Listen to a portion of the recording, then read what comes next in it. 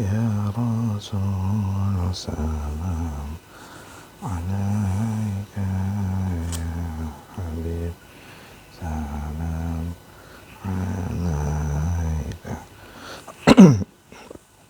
salawatullah alaika. A'udzu billahi minasyaitonir rajim. Bismillahirrahmanirrahim. Assalamualaikum warahmatullahi wabarakatuh. Alhamdulillah, wassalatu wassalamu ala khair khalqillah, sayyidina wa maulana Muhammadin ibni Abdillah wa ala alihi wa sahbihi wa mawalah, ma ba'du. Alhamdulillah, para pencinta ngaji narasi online, kita lanjutkan ngaji kita. Saat ini sudah masuk di halaman 59 surah Al-Baqarah ayat 23 sampai 24. Silakan yang ada Al-Qur'annya, kita mulai untuk membacanya, silakan. Sudah dibuka? Baik. A'udzu billahi minasy syaithanir rajim. Bismillahirrahmanirrahim. Wa in kuntum fi raibin mimma nazzalna ala 'abdina fa'tu bi suratin min mislih wad'u syuhada'akum min dunillahi in kuntum shadiqin. فَإِن لَّمْ تَفْعَلُوا وَلَن تَفْعَلُوا فَاتَّقُوا النَّارَ الَّتِي وَقُودُهَا النَّاسُ وَالْحِجَارَةُ أُعِدَّتْ لِلْكَافِرِينَ. Yang artinya, dan jika kamu meragukan Al-Qur'an yang kami turunkan kepada hamba kami, yakni Muhammad sallallahu alaihi wa alihi wasallam, maka buatlah satu surah semisal dengan Al-Quran tersebut, dan ajaklah penolong-penolongmu selain Allah, jika kamu orang-orang yang benar. Jika kamu tidak mampu membuatnya, dan pasti tidak akan mampu, maka takutlah kamu akan api neraka yang bahan bakarnya adalah manusia dan batu, yang disediakan uiddat lil kafirin, disediakan bagi orang-orang yang kafir. Nah, selanjutnya di sini disebutkan makna, ya. Ada mufradat penting, kosakata penting yang perlu dimaknai, perlu dijelaskan. Nah, apa makna atau ungkapan apa yang perlu dimaknai secara khusus, yakni tentang fa'tu bisurah. Fa'tu bisurah. Dalam ayat ini Allah memerintahkan atau menantang orang-orang yang meragukan kebenaran Al-Quran untuk membuat satu surah, ya, ityanus surah, atau ya, ini menjadi tantangan, tahaddi, ya, untuk membuat satu surah yang dapat menyamai surah Al-Quran. Maka pastilah tidak dapat dipenuhi oleh siapapun. Ya, tentu tidak mudah, tidak akan mungkin orang bisa menyamai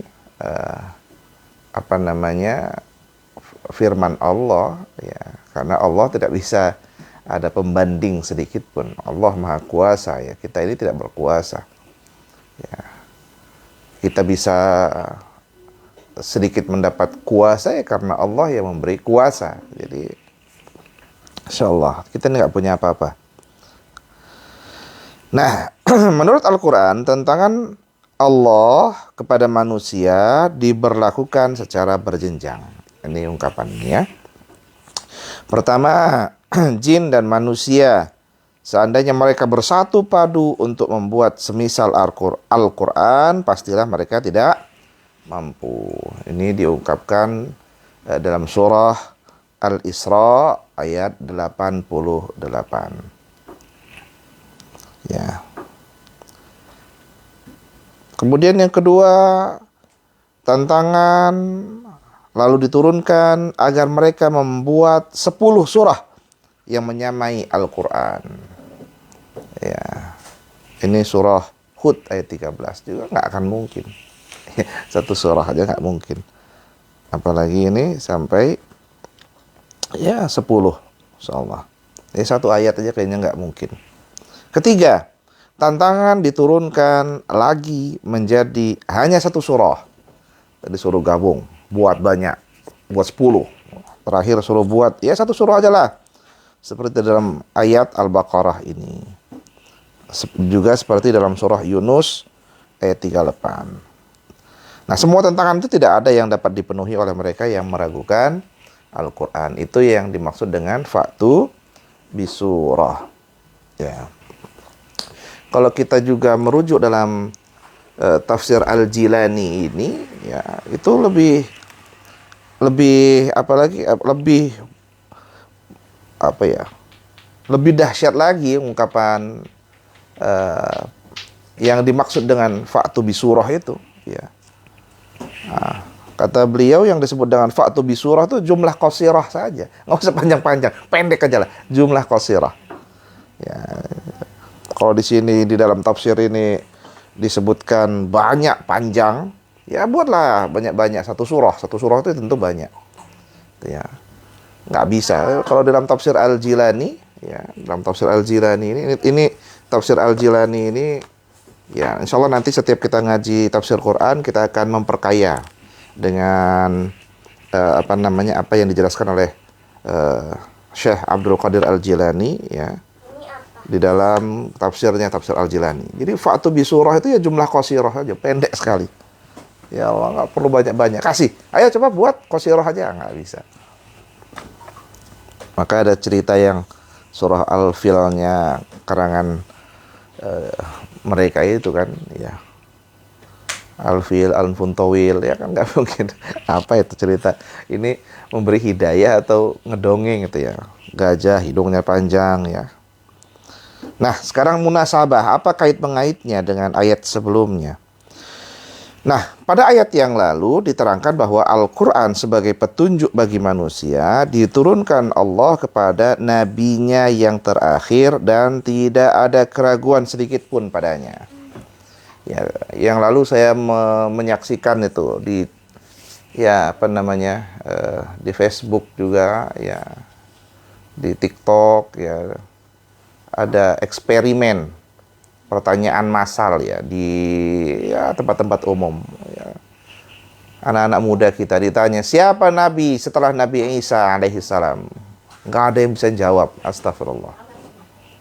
Ya, jadi ini sudah mulai, la ilaha illallah, degradasi nilai-nilai keislaman itu, masya Allah, mengerikan. Ya mari, ya ajaklah kalau sambil nonton menyaksikan ngaji narasi online ini, ajaklah anak istri, ya sambil santai saja, dibesarkan saja volumenya, ajak anak istri untuk sama-sama menyaksikan.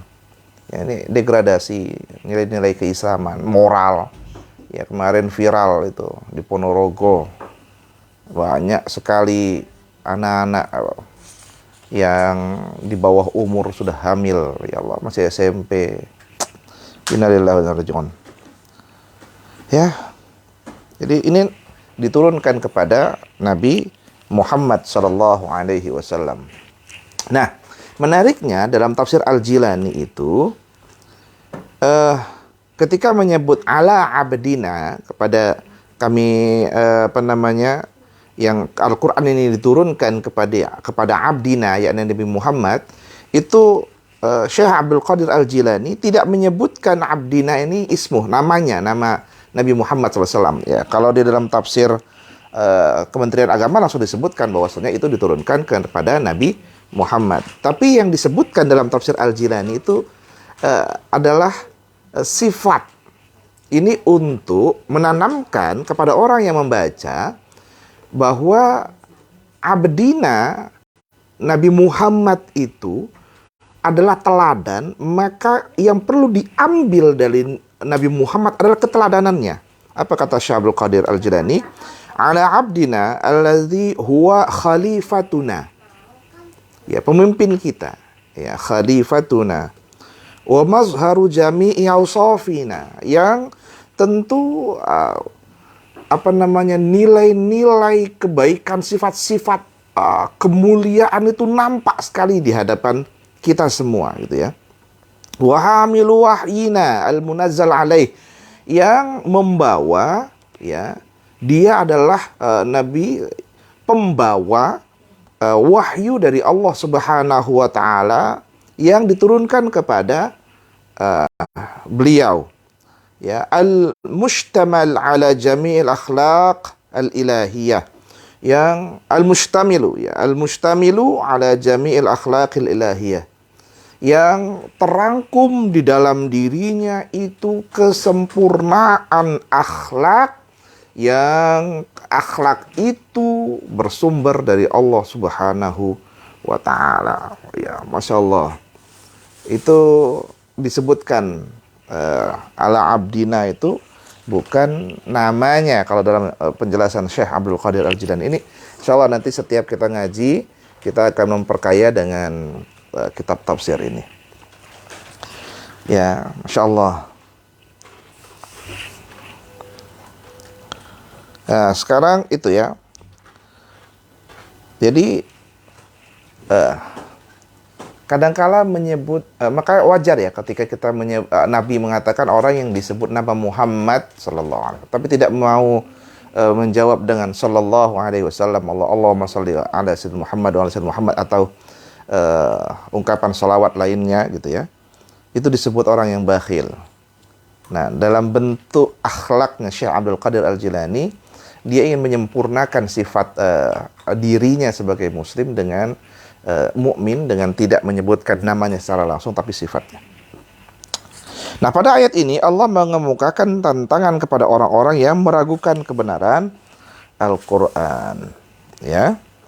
Nah, bagaimana dengan tafsirnya? Dalam ayat ini Allah menyatakan, jika kamu sekalian masih ragu-ragu tentang kebenaran Al-Qur'an, mendakwakan Al-Qur'an ini sebagai buatan Muhammad sallallahu alaihi wasallam, coba buatlah satu surah semisalnya. Ya, kalau tadi disebutkan dalam tafsir Syekh Abdul Qadir Al-Jilani itu jumlah qasirah. Coba buat aja lah jumlah qasirah. Ya, kalimat pendek saja lah. Coba buat kalimat pendek. Ya, tentu susah ya. Semisal dari ayat-ayat Al-Qur'an itu. Nah, kalau benar itu Muhammad sallallahu alaihi wasallam yang membuatnya, niscaya kamu tentu sanggup pula membuatnya, karena kamu pasti sanggup melakukan segala perbuatan yang dianggap dibuat oleh manusia. Ya, pasti kamu bisa. Ya, kalau memang itu buatan Nabi Muhammad, ya. Dalam ayat yang lalu, ya, minggu lalu kita ngaji tentang penjelasan ilmiah tentang Allah membasahi bumi ini dengan turunnya hujan, ya, lalu kemudian membuat subur tanaman, menghadirkan banyak buahan, Masya Allah, ya. Itu kan yang belum terbaca secara ilmiah saat dulu, ya, saat itu, ya. Alladzi ja'ala lakumul arda firasyan was samaa'a binaa'a, itu ya dulu kan kita nggak berpikir apa iya, ya, artinya ya mungkin Allah nurunin hujan, subur, dapat buah, udah gitu aja. Nah, tapi penjelasan tentang kayak mana hujan itu ilmiahnya itu kayak mana gitu ya. Ya. Wa anzala minas sama'i ma'an fa akhraja bihi minas samarati rizqan lakum, ya. Kok di langit ada air tuh? Kayak mana air tuh, gimana bentuknya? Nilai-nilai ilmiah.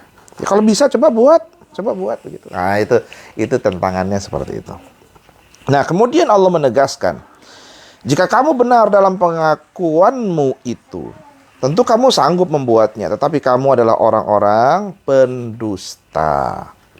Al-Quran itu benar-benar diturunkan dari Allah, karena itu mustahil manusia dapat membuatnya.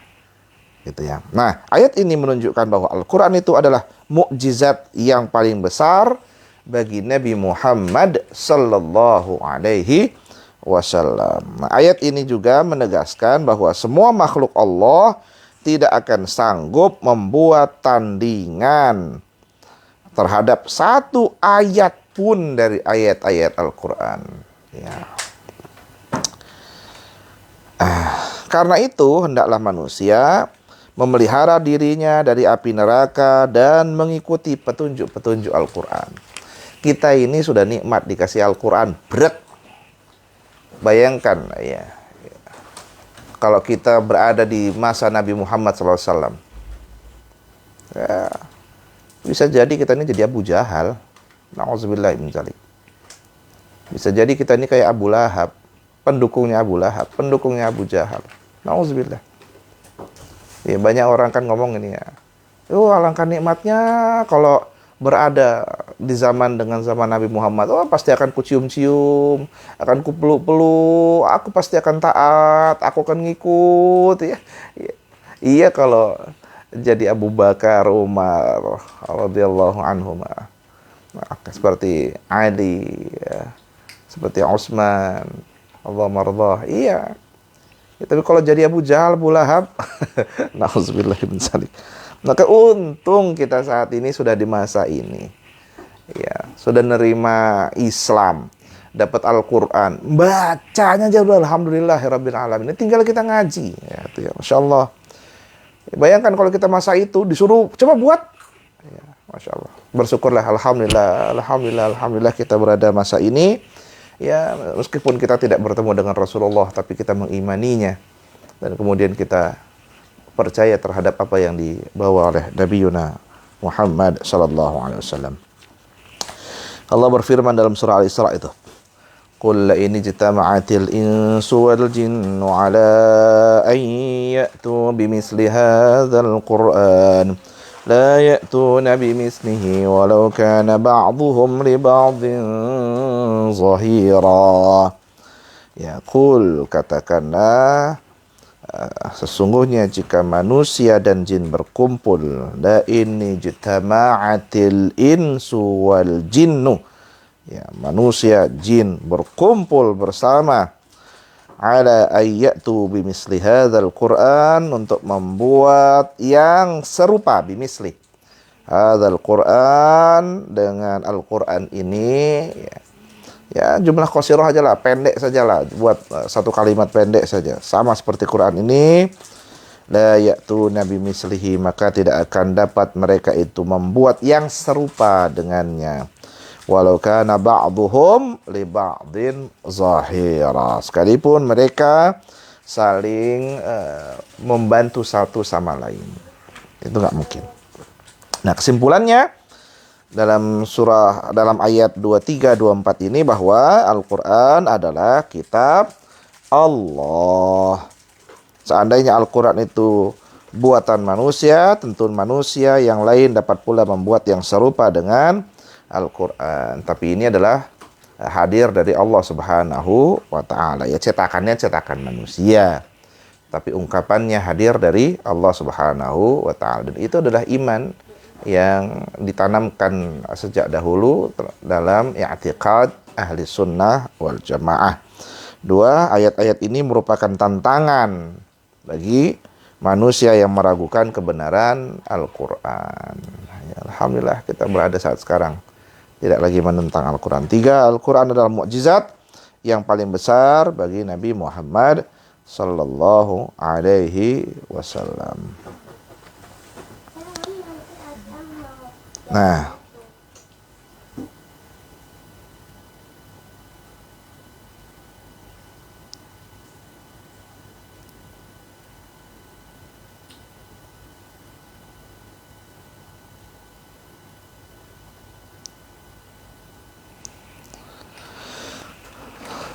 Selanjutnya kita akan masuk kepada balasan bagi orang-orang yang beriman.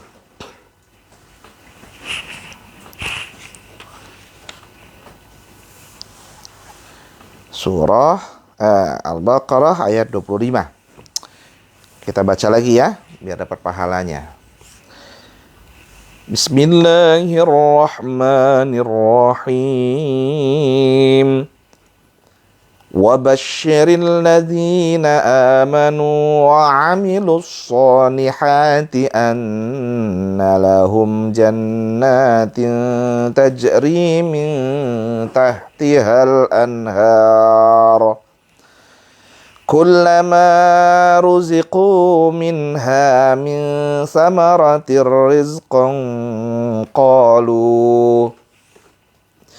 قالوا هذا الذي رزقنا من قبل وأتوا به متشابها ولهم فيها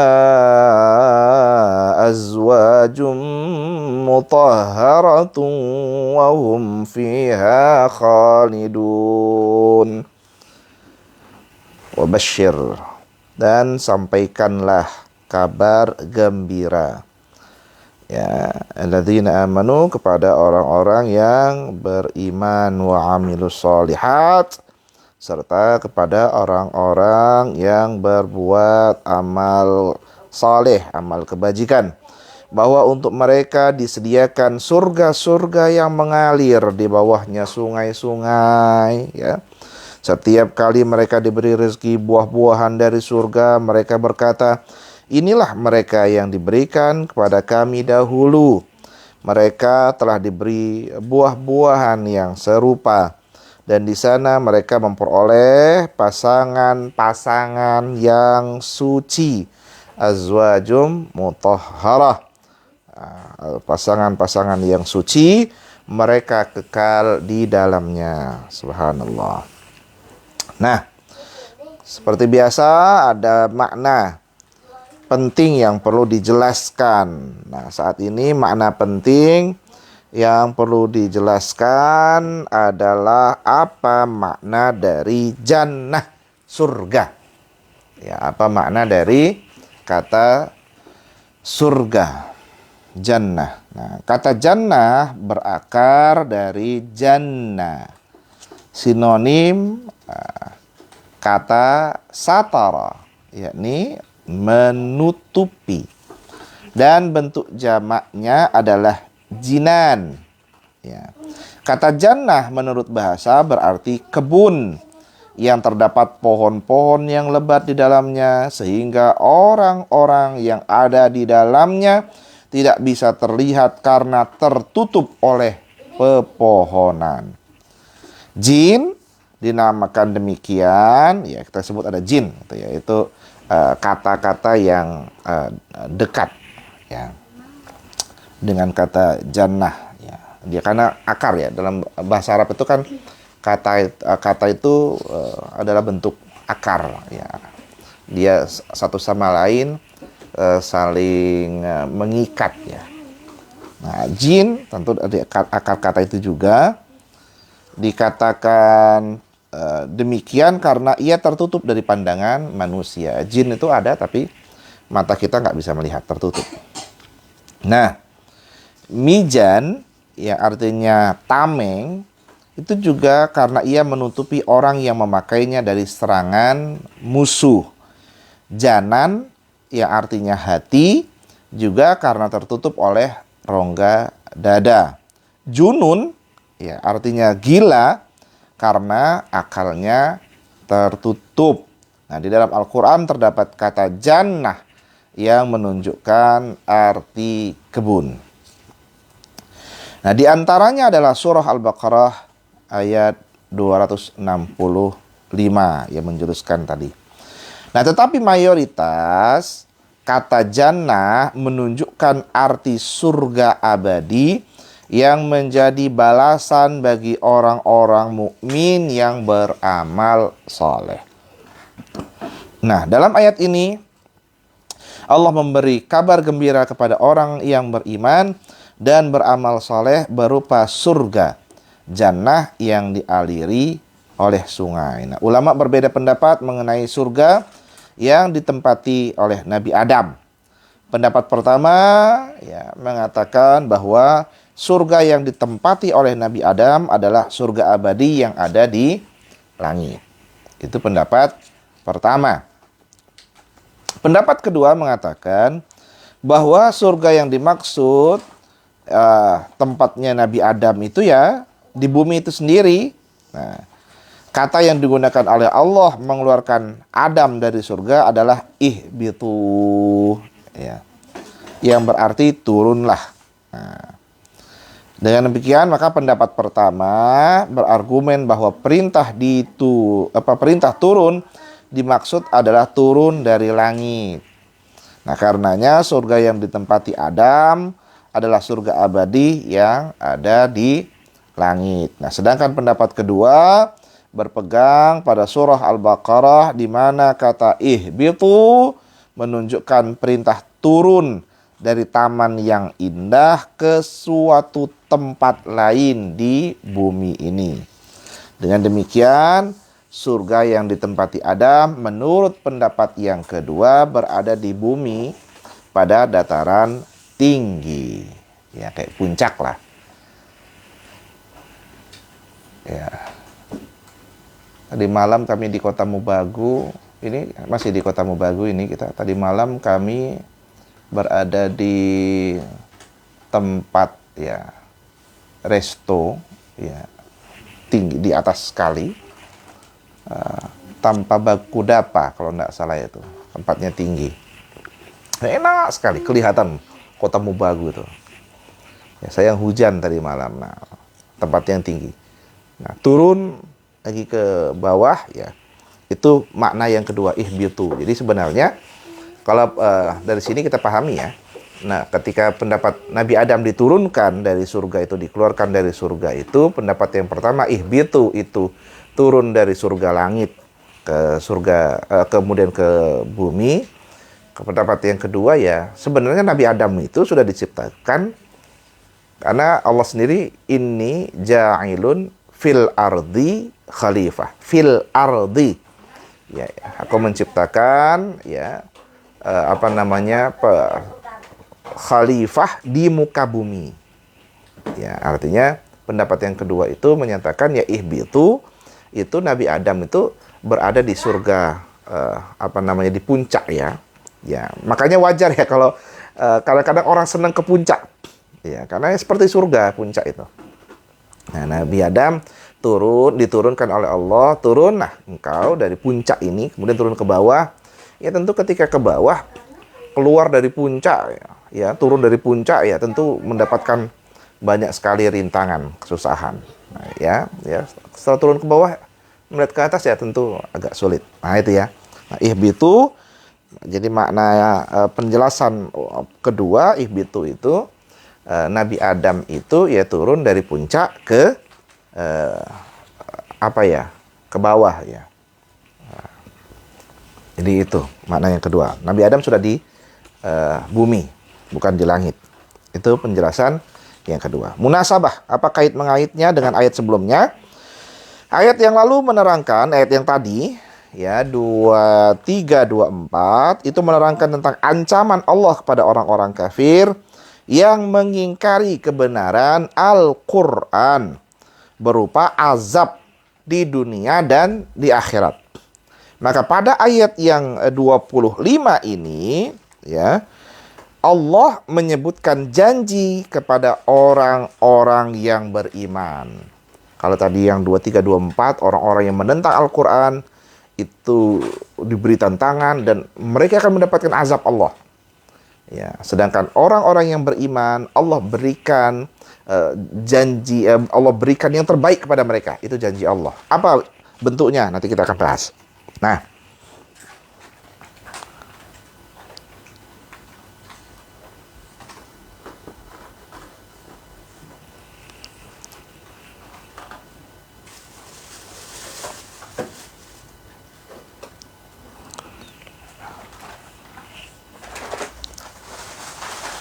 Pada penjelasan ini Allah memerintahkan tafsirnya ya kepada Nabi Muhammad SAW agar menyampaikan kabar gembira kepada orang-orang yang beriman. Nah, ya. Sifat-sifat berita gembira itu ialah berita yang dapat menimbulkan kegembiraan dalam arti yang sebenarnya bagi orang-orang yang menerima atau mendengarkan berita itu. Ingat, tolong pahami baik-baik. Dalam ayat ini Allah menyebutkan wabasyiril ladzina amanu. Wabasyir. Berikan kabar gembira.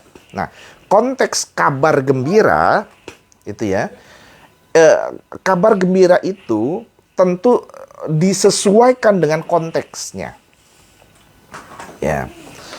Nah, pada ayat ini yang nanti akan kita jelaskan kait mengaitnya ya dengan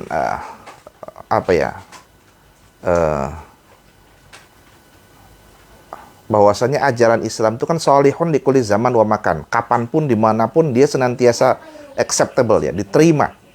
Ya, nanti kita akan pahami. Wa basyiril ladzina amanu wa amilus sholihat. Kemudian penjelasan dengan jannah. Apa itu surga itu? Pada era itu. Nah, di sini Allah memberikan penjelasan bahwa berita gembira hanya ditujukan kepada mereka yang beriman dan bekerja dan berusaha dengan sebaik-baiknya sesuai dengan tujuan yang digariskan oleh agama. Karena itu Allah menyuruh Nabi Muhammad menyampaikan kabar berita gembira itu kepada mereka yang beriman dan berbuat baik. Nah, iman yang dihargai Allah adalah iman yang hidup, yakni iman yang dibuktikan dengan amal kebajikan. Jadi iman tanpa ada amal tentu tidak sinkron ya. Maka wajar ketika disebutkan dalam tafsir Al-Jilani itu wa amilus shalihat al-mu'minuna fihi wajtanibu ya anil mafasidat anil fasadat alman. Ya, dari segala bentuk keburukan. Ya.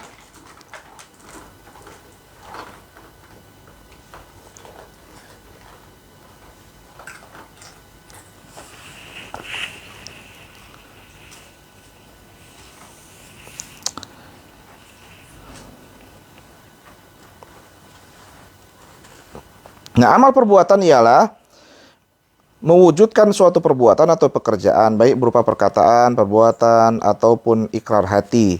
Tetapi yang biasa dipahami dari perkataan amal ialah perbuatan anggota badan. Amal baik mewujudkan perbuatan yang baik seperti yang telah ditentukan oleh agama.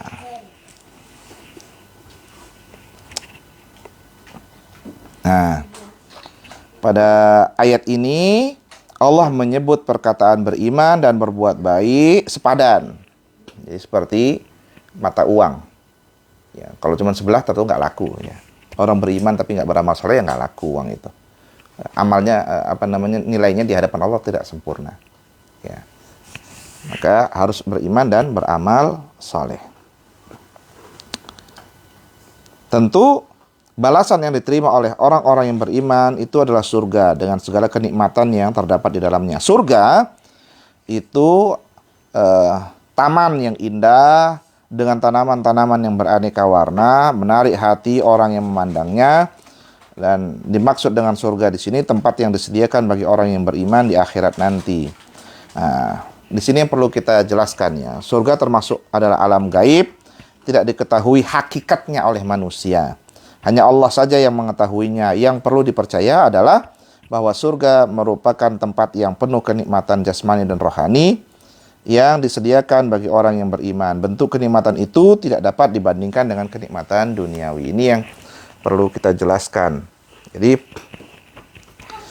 ya, sekarang kan banyak, ya kalau surga itu tanaman, buah-buahan, ya kita ke puncak saja, ke Bandung udah banyak gitu ya. Kenapa itu menjadi begitu penting era itu? Ya karena Al-Quran turun di tanah di Arab Saudi yang gersang, tanaman itu ya susah. Ya, mendapat tanaman yang kayak kita di sini itu ya susah. Ya. Paling kurma itu ya, itu udah keren sekali itu ya.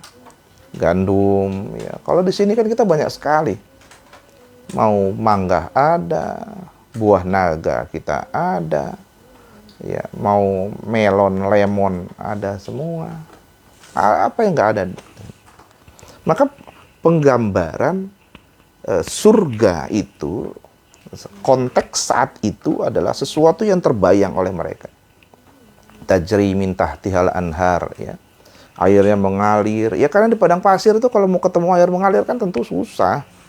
Nah, kalau kita di sini air terjun di mana-mana. Ya. Air mengalir di mana-mana. Perjalanan dari kota Manado, kota Mubagu itu berapa kali kita temui itu sungai-sungai. Ya enak sekali, ya tentu berbeda. Kalau orang Indonesia dihadirkan dengan pemaknaan surga seperti ini, ya tentu kita berpikir ya biasa saja. Nilai iman kita menjadi berkurang. Nah, padahal makanya Nabi mengatakan ketika menjelaskan tentang surga itu kan la ainun ra'at wala udhunun sami'at wala khatar fi qalbi basar. Ya, nggak bisa seperti penjelasan-penjelasan yang mata kita mampu melihat. Seperti apa yang diperdengarkan, visualisasinya itu nggak bisa seperti kita saat ini. Tapi surga itu adalah yang menggembirakan. Nah, tentu karena itu janji Allah Subhanahu wa Ta'ala. Artinya apa yang kita mau minta tentu diadakan oleh Allah Subhanahu wa Ta'ala. Itu ya. Ya, kalau mungkin yang sekarang itu ya era komputer, era 4.0, tentu ketika menyebutkan ya ini penjelasannya saja ya, bukan dari tafsir Quran ini ya, penjelasan kita era ini ya. Annalahum jannatin tajri min tahtihal anhar itu ya, bagi mereka jannah yang tajri mengalir di bawahnya al anhar, air ya. Mungkin bisa jadi saat ini itu ya tempat yang begitu mudah kita ingin meminta apapun, tajri min tahtihal anhar ya, mengalir di bawahnya itu sungai itu ya, bisa kita maknakan ya apa aja ketika kita pencet bisa keluar.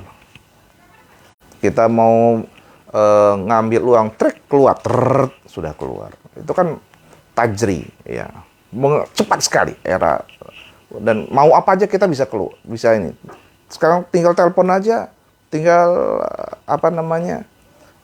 pesan online saja langsung datang ya.